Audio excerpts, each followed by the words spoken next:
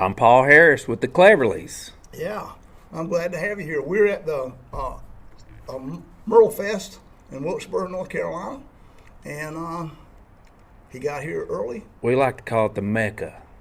This is the Mecca right here. It is the Mecca. This is hallowed ground, Merlefest. I agree, totally. And Wilkesboro. Yeah, it you know, is. a lot of great players and Lots of great players. History in this area. It is. It is. So I don't know where to start. Let's start with. Tell me about the Cleverlys. You know, so my background is comedy. Right. I started doing stand-up comedy and I sang country music. I was from an area in the Ozarks, Mountain View, Arkansas, home to a lot like Wilkesboro actually. In that a lot of musicians, a lot of grassroots history there, and you know, the Cleverlys came about as a television concept. Yes, I knew that. But tell my listeners about that. Okay, so I was doing comedy. I'd gotten a record deal in Nashville with Warner Brothers to do a country music comedy album, and that didn't work out. And so I was trying to figure out how I could use my music background and my comedy background into an act, and I come up with the idea for this family bluegrass band that was kind of struggling, but they were known in their hometown. They were kind of legends in their own mind, really. Right. Yeah. They thought they were really big, but they weren't known outside of their community. And the son, I play the patriarch, and my son, the character Digger Jr., had an idea to post a video on YouTube and gave us a song to do, and it was a song by the Black Eyed Peas. And so the concept of the show is that this video goes viral, and then that sends this family band across the country playing these weird venues and playing these weird songs. But in their mindset, they were still doing bluegrass music. Right. That was the whole concept. That concept came true. I mean, it really did. It wasn't meant to really be a touring act. The irony of it is, it came true.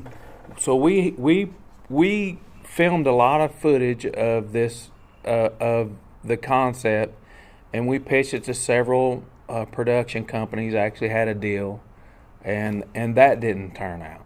But what happened is we had posted all of these videos on social media, on YouTube at the time, and several of them went viral. Yeah, I think I'd seen them early on. Yeah, there was one of us playing on a flatbed trailer out at my actual farm in the Ozarks. Okay, I didn't know if that was... Yeah, and we made it look like it was the Cleverly Fest, a music fest, and I'd put a sign out by the highway saying Music Fest, free Music Fest, and all these people just showed up at my farm. We set them on hay bales around this flatbed truck, and we had this production crew come in and film us doing a set out there. And we took several clips from that and posted them. Those videos went viral.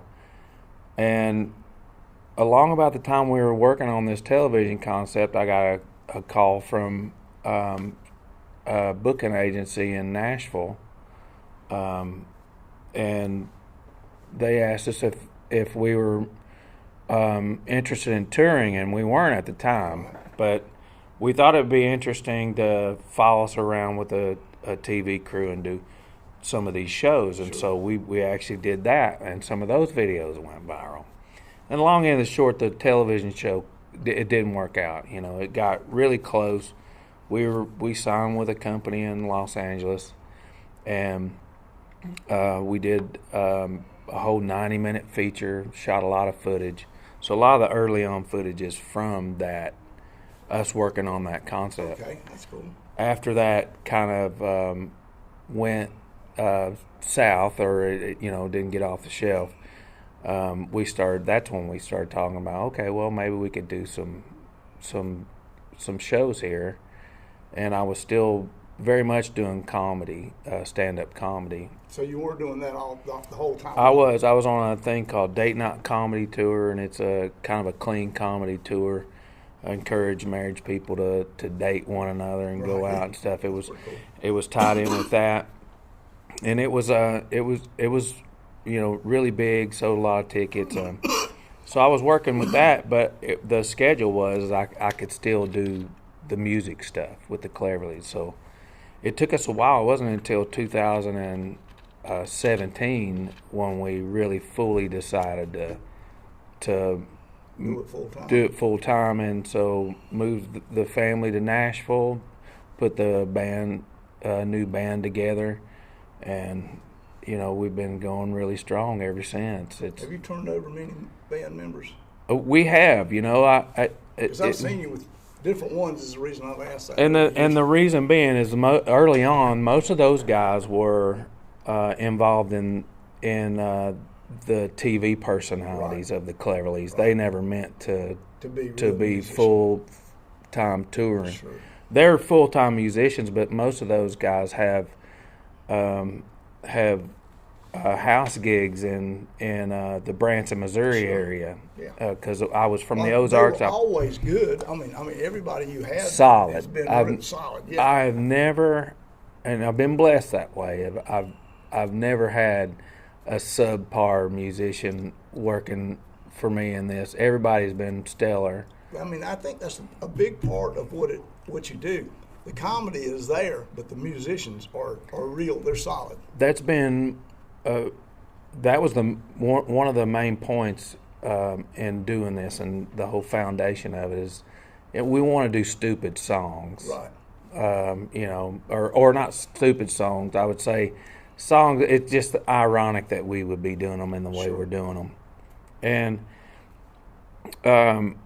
but we wanted it to be really well done, right? And all the guys have been creative and stellar musicians. And musicianship is top shelf always. Yeah. And that's been a focus. The harmonies we want to be good. And they are. Which when you consider what you're doing, it makes it even cooler than what it is. Thank you for saying that. I mean, everybody gets the comedy, no doubt. It's really funny stuff. But the band is solid and has been through the different versions you've had of it. Thank you. The one thing that I kind of regret is that I made it look to be like a family band. Right. A lot of people really thought that that's what it was. Like we were a band. I did with the first stuff I saw. I mean, you made it believable. And I wanted to because of that television idea. And so when people see different musicians coming in and out, they're like, oh, well, they can't keep a band together. Well, it's not really like that. I mean, it's just like, say, Doyle Lawson. Yeah. He's the artist. Sure. He hires musicians. There's a turnover in bands all the time. People don't realize that because I do put identities on to these guys. I create a backstory. Sure. I give them a character name. I make them a part of the family. And so then people get used to that, and they see that, and they're like, oh, well, he's gone now. Yeah. But in reality, well, he got a better job. Sure. Or he can't do the or had a fourth kid and can't go on the road anymore. It's stuff like that. It's not like, oh, that band can't stay together. That's never been the case. Yeah. So that's the one thing that I could see the flaw in the concept now. But in your case, it kind of has to be that way because all bands turn over. 90% of them turn over. I've worked as a sideman pretty much all my life. Yeah. That requires a lot of different. Somebody's touring, somebody's not, and you got to make a living. So. Exactly. So there's no shame in the same people not being there, but only people who do this really understand that sometimes. Also, people don't understand in our industry is that everybody has to have a side hustle. They do in order to do what we do. Yeah. So people play for other. Sure. They've got, everybody's got other gigs. Yeah. I'm the only one that doesn't have other gigs. This and being a dad and a husband those are my main two gigs now. I still do stand up from time to time. Is it harder now that you've been to do stand up now that you've been going out and being technically a musician? I'm not. Those muscles aren't as in shape as my Cleverly muscle is. Right. So it is, and for a long time, because I was doing so much of the Cleverlys and not enough of the stand up, I was doing the same version of routines that I had done for a long, because they were solid. Yeah. And I guess you didn't have time to come up with new stand no, up or stuff. workshop it. Yeah. Like, you don't just go on a gig and do a new set. Yeah. And so I have been working on a new set. I haven't had, and so I'll use parts of it in the Cleverlys. I'll weave those jokes into the show each day to see how it goes. And so I'm planning on very soon to start doing more stand-up gigs. Stand-up's hard. It is. I did it for a long time. I was in Branson, Missouri, not long after high school. I was 24 years old. Mm-hmm. I was a horseshoer. That was my main profession at the time. And I got this call to go to Branson to do a show up there. And next thing I know, I'm doing 3 shows a day, 6 days a week, making a solid living. Yeah, it's a solid living. And I worked my way up to doing, having my own theater and my own headlining my own show. And I got a lot of practice at doing stand-up comedy. Oh, yeah, you would doing that for sure. And the crowds were great. It was really a thriving town at the time. That was the best college I could have ever gone to. I agree. It was. I did, thousands of shows there. I would do 500 shows a year. Wow. 534 shows a year. That's a lot. 3 a day, 6 days a week throughout the season. Did you do the same set 3 times? No. I would do variations of it here and there. It's according to, like, if you got a dead crowd, you're not trying out new stuff. True. You're wanting to do stuff. So, but for the most part, I would have different sets. I had probably 5, 6 solid 3 to 5 minute, 5 to 15 minute sets. And but I would get calls all the time. The Oak Ridge Boys would be in town, and they needed an opener, and so I would be coming off of a matinee and then run over to this theater and do a 15-minute set to open up for the Oak Ridge Boys, and then I would go back to to my house gig, and there was always 3 to 4 sets per show. I would do 2 sets per half of each show. So, man, I was getting a lot of stage time. Yeah. What that did for me, though, was it kind of stifled, after about 5-10 years of that, it stifled my creativity. So I would do the reliable things instead of having the time to put the effort into coming up with new stuff. You're a very creative person. I mean, to come up with this whole thing, that's pretty creative. And I think it probably is very important to you to keep your creativity going. It is. It got to a point where the money was fantastic. I'm sure there. It was, yeah.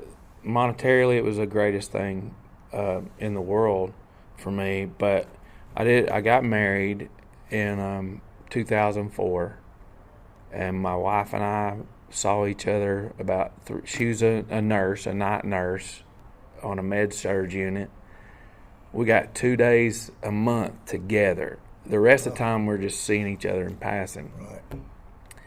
And then I was at the end of my rope in Branson. Right. I mean, I just everything needed has to. a time. Yeah, it does. It does. Love Branson. Right. And God blessed me with that time there. But it was really time for me to move on and do something else creatively. So we moved to Nashville. She went to Vanderbilt and got her master's degree there. And I started networking and meeting people and writers and all that. People think Nashville's a they think I'll go there 2 years and if I ain't made it, I'm leaving. Well, don't even show up if you're going to try. You're leaving. Yeah. It's a 10, 20-year town. You know that. Yeah. But I was able to lay down the groundwork and meet these writers and creative partners and there's more than just country music there. That's 100%. what people do not realize either. They see the big name hat guys and think that's the town, but it's not. It is not. And the other part, and I love that part of it too, but the creative part, man, there's no other place like it on earth. There's not really. Everywhere you go, you're meeting people just like you who want to create and collaborate, and you never know where you're going to end up meeting somebody. That's true. And that's kind of where I met my creative partners whenever we come up with the Cleverlys and laid the groundwork for a lot of stuff that we're doing now. Yeah, I know I'm telling you a long story, but that's like how it all kind of came together for me. That's why I do this. Yeah. People like to hear these stories. Yeah. They go see you, but they don't know anything about. That is one of the things I try to portray in this is they come see you, they think you're great, they'd like to know more about you, but they don't. You look up some stuff, but it's not the same as you telling it. No, and you're not going to get that. No. The heart and the soul behind something by looking at just the material that's put out there. Wikipedia or yeah, it's not the same. No, social media especially, and it's a great tool. And it is a great tool. It's if I didn't have social media, I wouldn't be able to do this. But it gives a lot of people the wrong idea too about it, and it allows anybody any credit. True, that's true. And so that's the part of it that sometimes you can look at that and go, well, maybe I'm not doing the right thing. Yeah, I do. I feel that way sometimes about myself. I get things. Somebody will make a comment sometimes about somebody I've interviewed. And I'm thinking, maybe I shouldn't even be doing this. Yeah. But most of them are great. And same here. If without it, we wouldn't be able to do this. And what I probably figured out over the years, if somebody agrees 100% with me on everything, something's bad wrong with it. My wife don't, so why should anybody else? Why should anybody else? So I mean, that's the thing about it. So but it being a comedian also means you have to have a pretty thick skin. Absolutely. Steve Martin said it the best. He said it's the loneliest. When you're standing out there doing stand-up comedy on a stage, it's the loneliest place on earth. I bet. Yeah, I can see that. And it is, and it can be the most rewarding too. Sure. Like I've had more great experiences than not. Right. And the not ones I can laugh at now. Sure. But there's been a lot of times I walked off stage with my tail between my legs. Oh, I understand. I don't really, being a sideman, I do solo gigs, but they're difficult for me. Yeah.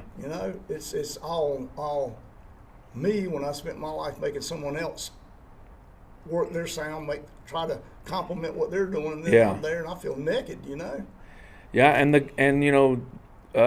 Cleverlys is, I get to hide behind that. Yeah, that's cool. Yeah. I can hide behind the Digger Cleverly, that identity, and if I have a bad night on the comedy side, we've got the music there that can back us up and hold us up. Yeah. When I'm doing stand-up, I do not have that. True. So, I've been in a lot of uncomfortable situations. Yeah. Well, I mean, I think you're either cut out for that or not. I do think that's something that everybody, you can be we can sit here, I'd be a pretty funny guy, but I got to be funny when I stand there, And just because you and me we laugh about something don't mean everybody else. It does not. And being able to, you're talking face to face. We get the full Monty whenever you're on stage and people are 50, 60 feet from you. Yeah. They don't get the same thing. So you got to be able to figure out how to not only make this person laugh, but those people in the back and up there in the balcony. You know, it's a different ball game. It is. So just telling a story like you'd tell it over at the feed store, it's not going to go over the same way it is out there on the stage. And then you ever have people so you do a Cleverly Brothers version of a song, you know, and I mean sometimes do they bomb? Oh yeah. I mean, no, because you have a really diverse. I mean, it's not that it's all the same genre that you're doing. You know? I mean, you're paired in a lot of different music. Yeah, and it's according to where you're at too, because we play a lot of bluegrass festivals, and have throughout the years. Right.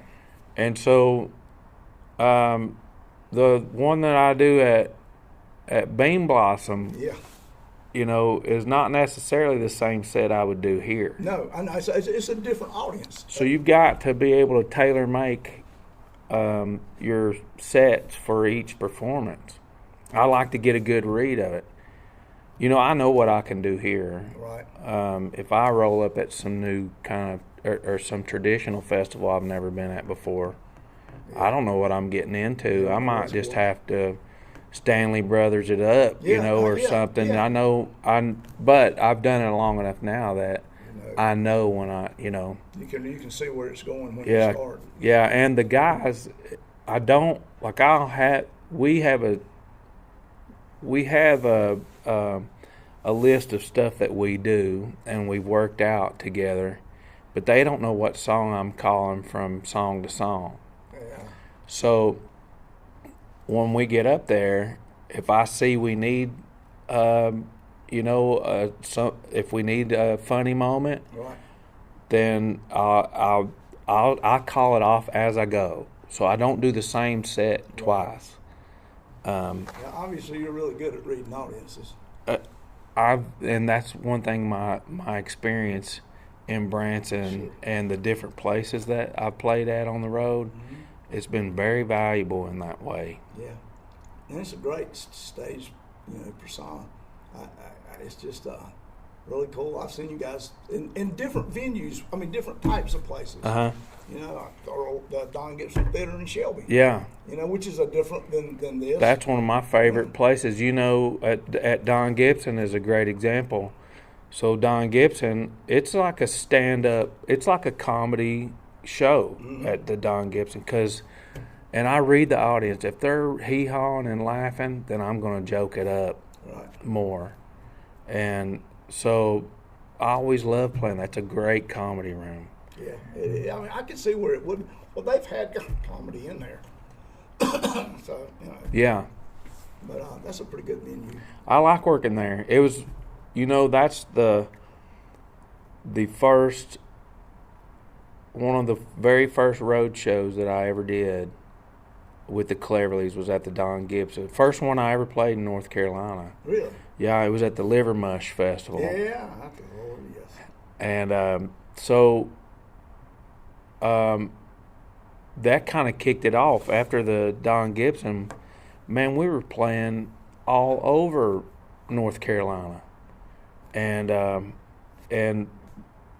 probably played in North Carolina more than any other state, including Arkansas and Tennessee.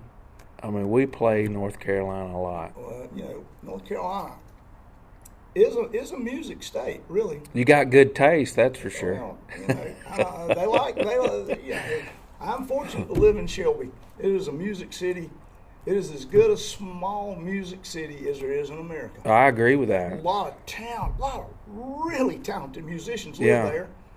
A couple of good places, venues to play. They're supported. It's not a very jealous town. The musicians, I play with three different outfits that each one of them have their own, but I do something called the Handsome Johnnies, and what we do is John Prine stuff. That's what we do when we do that. But all three of us have different deals too. I love that. So we work among each other and not try to. I mean, it's a little bit competitive. Everybody wants to be better, but everybody will work together. Nobody's looking. Everybody wants to be good, but nobody wants to stab anybody. We play a lot of places that, and there's nothing against folks out west, but or in the Midwest rather, because out west, I would think it's a lot like here too, but. Like I was used to being in Branson, sure. Like it's more about the show there. Mm-hmm. There's a lot of bells and whistles and costumes and stuff like that. I find that a lot of people listened with their eyes. Wow, that's good. You know what I mean? They're looking at the show, and I get that, and I appreciate that. My family loves to go to New York. We love Broadway musicals and the whole thing. That's spectacular. That's not how I was raised in north central Arkansas. It was about the picking there. And I found as I was coming over into North Carolina, North Carolinians, they listen with their ears. They love music. They do. They love harmonies. They do. They love good picking. They do. And they recognize it. They don't even, a lot of them never played an instrument in their life, but they know sure. Good music. They do. And so that was really refreshing to us when we started coming out here and playing. And I'm finding the bluegrass industry is like that. Like they not so much care about the show. Oh, they're there for the picking. They are there for the picking. Now that is true with bluegrass shows. And they like your harmonies. Yeah, that's what I mean as a whole, the music. That is one of the things you guys do really good. That's the separator. People that sing good harmony, it opens more doors just for any kind of music you want. Yeah. I mean, people like that. They like to hear that stuff. Absolutely. Also, okay, so we're both from the South, and that's like just a whole different thing than other places. The South has its own little vibe that I know everybody talks about us, but it has its own vibe that you kind of understand each other and where things are going with other Southern people. I mean, it's just a kind of a bond. Absolutely, and I've learned to lean into those stereotypes. Sure. And I think that's a big part of the concept of the Cleverlys was taking all of those stereotypes and making fun of them. Yeah. Because, a lot of people don't realize how brilliant people are down here. Oh, they don't really. They don't realize, and everywhere I go, I hear those stereotypes, and sure. And they don't realize how thick culture and history and heritage is, right. and in the arts. True. I run through blues music, jazz music, country music, of course. Right.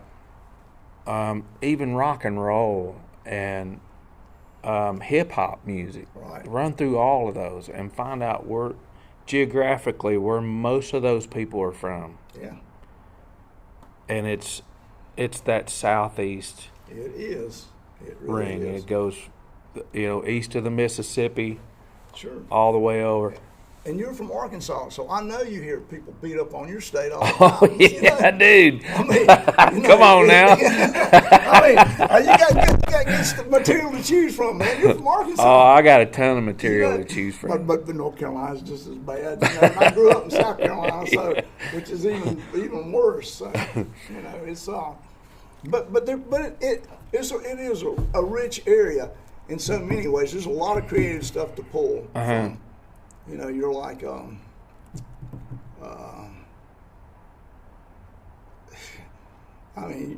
really good with what you do. It's to pull from it. I know a lot of creative people from the South that are musicians, but they are also artists of different types. You know, a lot of good artists. I know. Do you know Cliff Cash by any chance, the comedian? No, I don't know Cliff. He's from Gastonia. He travels all over the country, bless him, with in a Subaru. He slips around, but he plays all over the place. But he likes to use textile mills as a big part of his, his comedy routine. Because his whole family grew up doing that. So, yeah. You know, there's plenty of people like that. In fact, I was just thinking, the Cleverlys, in a way, have you seen the Righteous Gemstones? Yeah, I have. That's not a far stretch with the Cleverlys, you know. No, I think they lived a little wilder lifestyle than the Cleverlys do. Yeah, I think they do, and a richer one too. Yeah. But, no, you know, those characters remind me a lot of people, a lot of situations that I got into in Branson. Oh, I bet. And just the weird it ran the gamut from, you had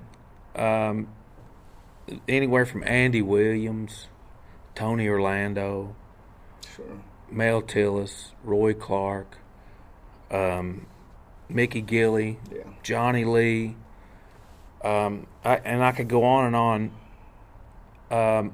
All of these people who had, and a lot of those people had their own television shows and movies about them, and been in movies, and so you'd have all of these people who were big stars leading up to the 1990s. Right.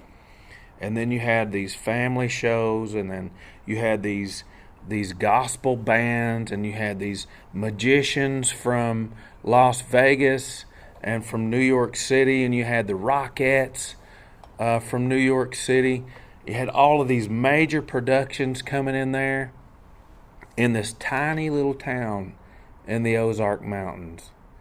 And you would be at Walmart or the grocery store and be like, damn, there's Tony Orlando, and they were all friendly. We all played golf together. We'd end up at jams, over at Glenn Campbell's place, and it was just insane, the stuff that was going on there, and the wildest characters amongst those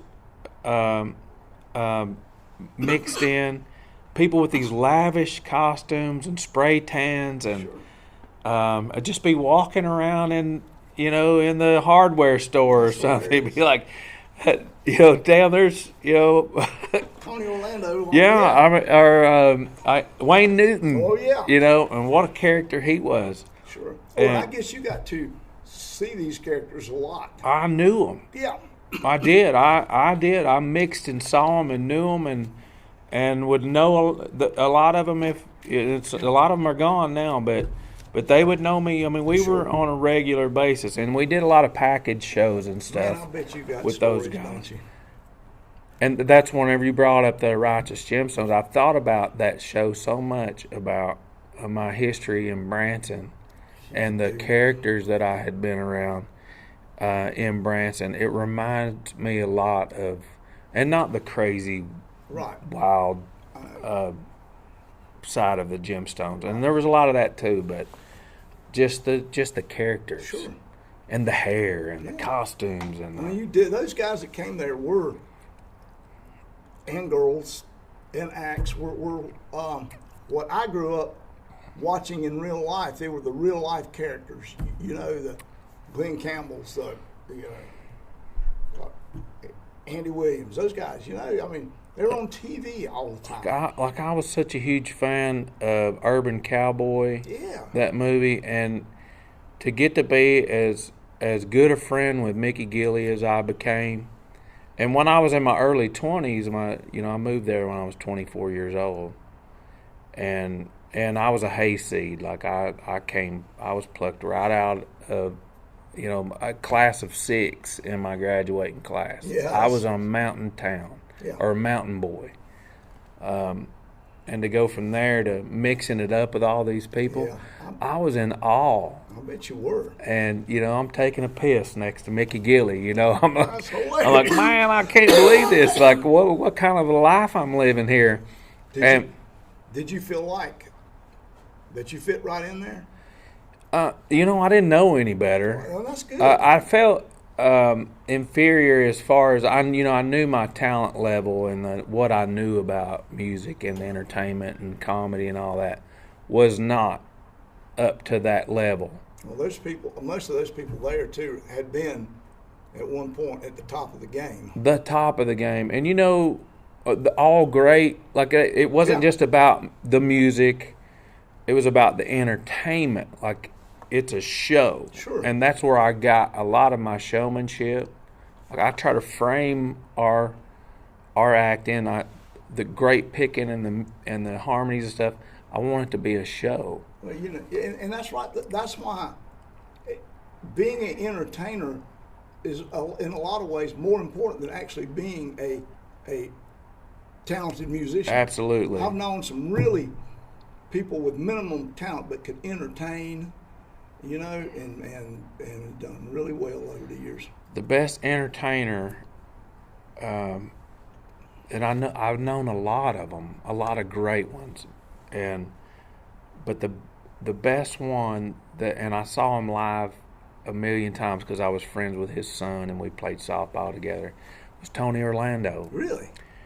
He knew how to work a crowd, and he's a great singer. He is and then a great had this massive band, like a 15-piece band with horns and just a badass drummer and a badass bass player and the baddest ass guitar player, and it was so tight and so big, and then had 3 backup singers, and he could soft step, and he knew how to segue from one song to the next, so there was never a lull or getting a drink or any of that. It was from the beginning to the end. It was one constant thread going in and out of that show, and you're on the edge of your seat. It sounds so weird to say that, but absolutely, hands down, one of the best overall entertainers I've ever seen in my life. I like stuff like that. Yeah. I like to hear stuff like that too. He knew how to build a show. He knew how to bring you up and how to bring you down. And he knew every move he was going to make, pretty much. I'm not like that a lot of times. I improv and stuff a lot, and it fails a lot. Tony was not like that. He was rehearsed, and it was well thought out and well played the entire time. Amazing. Yeah. Yeah, that's really cool. Yeah. I tell you what, you're one of the most entertaining. I've done, I don't know, probably 1,000 interviews in my life, and you're one of the most entertaining people I've had. I appreciate that, Sandy. Because I tell you what, Paul, there's so much more than just a musician here with you. Fine musician, but very creative person who. Your story's great. Man, I appreciate that. It's a fun one. I've had an amazing life. Well, you still got plenty left too. Yeah. I hope so. You all right? Yeah, I think I am. How old are you now? I'm 54. 54. Yeah. Yeah, you're top of your game. I mean, that's a good age. At 54, I probably believed I could do about anything that I needed to do or want to do. So. Yeah. And I've got a 10-year-old daughter, and she keeps me pretty young. Yeah. And I have daughters, so that's good. It's amazing. I missed this morning. She did a school program she's been rehearsing for, and she's been working on accents. It's the play, the Joust, about King Arthur, and so she's been working on this British accent, and man, got it down. I couldn't be more proud of her. Nice. But my wife just sent me the videos a while ago of her up there delivering her lines and singing her songs. And So she's got some of that stuff in her. she loves it. That's great. And I don't know if she'll follow, want to follow after me and live a life of unemployment, or if she wants to get a stable job. I do understand that. Mine chose stable jobs, so, Yeah. and I was kind of glad. Yeah. But that is another thing people don't realize. You are away from your family when you're in this business. People don't think about that. No. They don't think that you have to miss birthdays and you have to miss stuff that you really want to see. I'm sure you really want to see that. I do. Yeah, I did. And my daughter, I'm blessed, man. I've got a really understanding and supportive family. And my wife and I have been married 20 years, so when we first got married, she didn't get it. Like, she came from a 9-to-5 family, and it took her a while to get it and to be full-on supportive of it. I think it does if you don't come from that background. I think it does. It's hard. People don't get it. I've had it. And I think they don't. And I have this theory: sound men and spouses of musicians, if there is a heaven, I think they get a free pass. I've yelled at so many sound men, so I think those two get in free because it's difficult, and it's really difficult to live with a creative person. You might can live with a guy who can play the keyboards really, really good, but those creative people, man, they're problems. Yeah, and back to what you're saying about being gone and stuff, and my daughter following in my footsteps. It's one thing I've been really clear to her about. Was one, the instability of it. Yes. Two is you got to make it happen. Like, you can't, just because you sign a record deal doesn't mean. Oh no, it does. That's when your work starts. Like, you've got to make that happen. You do. Or if you sign with a manager or a booking agency, you can't depend on them to make things happen for you. True. You got to make it happen, and they help facilitate that. But you've got to do that. And the other thing is for her to know early on, if that's the path she wants to take, that she's got to realize, she sees me gone, and she hates me leaving. My whole family gets separation anxiety like 2 days before I leave every time. Yes. And I was gone 74 days last year. That's a lot of time out of a kid's life. Oh, it is. And because you can't get those years back. No. And that's why I'm 100% in when I'm at home, and they're in my presence. My phone gets put away. That's great. And I'm there for pickup and drop off and soccer games and all the stuff that I possibly can get in. I'm 100% there and stay vested and prioritize them. And that helps them be more supportive of me when I'm gone like this. True, it does. Probably makes the separation harder too, because they like having you there. It does, but we all get it, Yeah. and we can all work with it. If I wasn't present when I was there, it'd be a whole hell of a lot different. I know a whole lot of people that aren't. Yeah. They're so caught up in what they're doing. Yeah. That they're always on. You're always a Cleverlys. Or whenever they get a free minute, they go play golf or go fishing. I haven't fished and hunted, and that's that's top things I love to do in my life. But I haven't done that in 5 years because I've been on the road so much that I feel guilty if I come home and start putting new line on my rod to slip off, because unless they're with me, I go fishing, but I take my daughter with me every single time. Other than that, it's 100%. I'm that's my first, and the Cleverlys and career and stuff is down the list from there. It really is in my list of priorities. Oh, I have great respect for that. That is, there is more. There are more important things. I'd be a lot farther along in my career had it been the opposite of that. But, man, that's not what – I'm not here for that. When I'm dead or when I'm dying,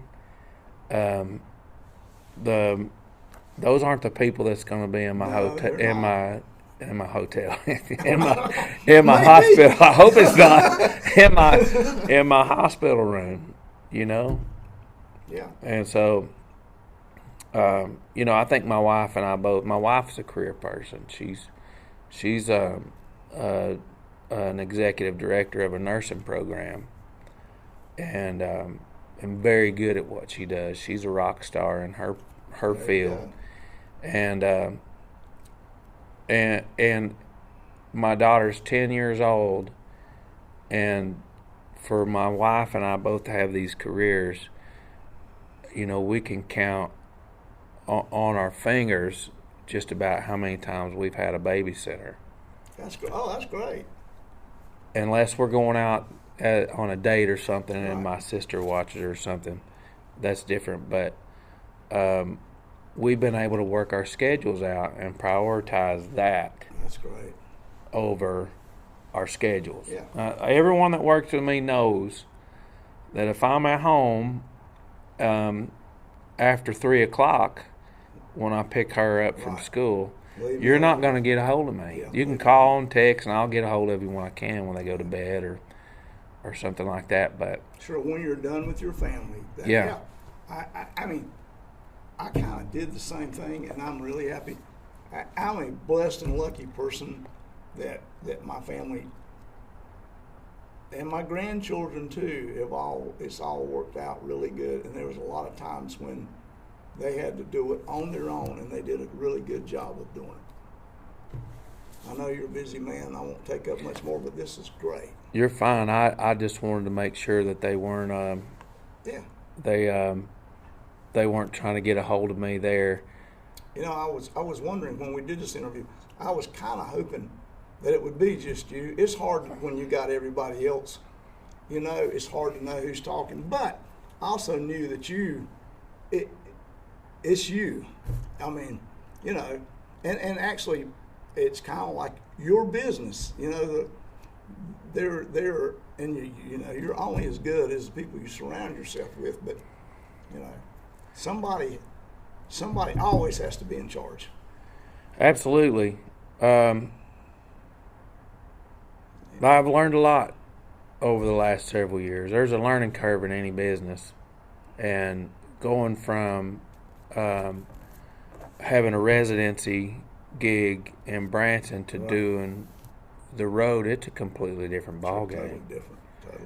And it's taken me a while to get it all greased up, molded up to where it's running smooth.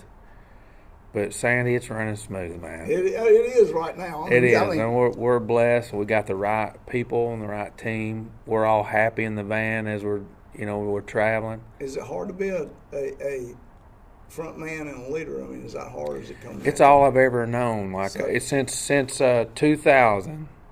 So for 25 years now. Wow, I just thought of that. Yeah, It's been a long damn time. I started this full-time entertainment in 1994, so I haven't had another job other than shoeing a horse or two. Yeah.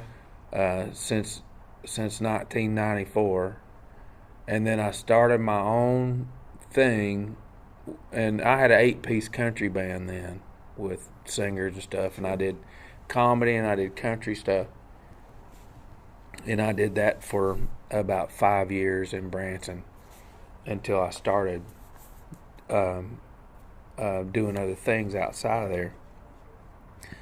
But it's all I've ever done.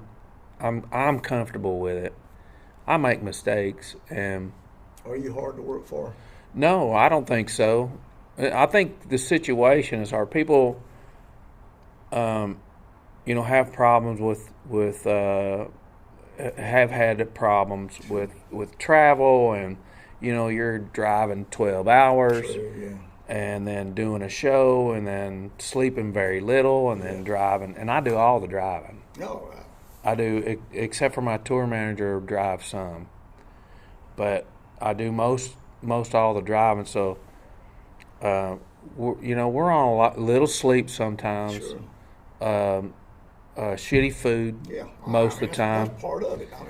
I mean, sometimes you got to bunk up with other people, and sometimes it's not a good hotel. Yeah. Sometimes your flight's delayed. Every once in a while they lose your luggage. Yeah. There's always something, and for the most part, people have problems with that. Yeah. Just the situation. Well, the situation, you just pretty much have to make the best of it. But no, I don't think I'm. You might talk to a few that would speak different. In all the years that since 2000, when I started having my own band, I've hired a lot of musicians, and I can think of 3 on that list that didn't end with a hug or a handshake. Well, that's excellent. I mean, that's because I was a sideman for so long. You do understand that. Hell yeah, I do.